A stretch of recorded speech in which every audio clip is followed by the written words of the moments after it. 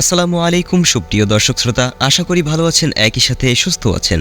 স্বাগতম আপনাকে বাস্তব স্বপ্ন জগতের একটা অধ্যায়ে। তো বন্ধু, আমরা যখনই বাস্তবতার সাথে পরিচিত হতে থাকি, ঠিক তখনই আমাদের মধ্যে পজিটিভ এনার্জি, আধ্যাত্মিক শক্তির উপস্থিতি দেখা দেয়। আর রং বেরঙের অসংখ্য অনুভূতি কাচের জানালার ভেতর দিয়ে দেখতে পাই, কিন্তু ছুঁতে পারি না, তাই না? আজ আমি আপনাকে যে কথাগুলো আমার জীবন থেকে শেয়ার করব, তা যদি মনোযোগ দিয়ে শোনেন তবে আপনিও পারবেন স্বপ্নকে সত্যি ছুঁয়ে দিতে। ধৈর্য সহকারে 1 মিনিট ভিডিওটি কন্টিনিউ করার জন্য অনুরোধ রইল।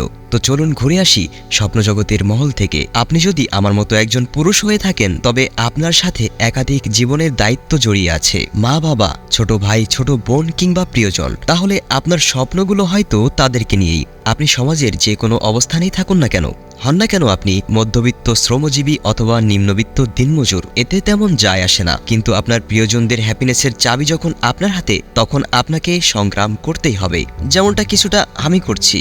আমার কথা বলতে গেলে আপাতত আমি একজন প্রফেশনাল দিনমজুর, তাই বলে কি কখনো আমার স্বপ্ন পূরণ হবে না? এটা তো হতে পারে না। আমিও ইট, বালি, সিমেন্ট আর রডের বোঝা ঘাড়ে নিয়ে হাঁপাতে থাকি, কিন্তু একই মুহূর্তে প্রিয়জনের ছোট্ট কোনো প্রয়োজনের কথাও মনে করি। ঠিক সে সময় আমার মধ্যে স্বপ্নকে পাওয়ার ভয়ঙ্কর এক শক্তি জেগে ওঠে। কোনো এক মাঝরাতের ঘটনা। আমি মাথায় করে মাটির ঝুড়ি টানছিলাম, এদিকে আমার পায়ে প্রচণ্ড ব্যথায় কাতরাচ্ছিলাম, কিন্তু আমার প্রিয়জনের প্রয়োজনকে পূর্ণ করাটা এর চেয়ে অধিক প্রয়োজন বোধ হয়েছিল।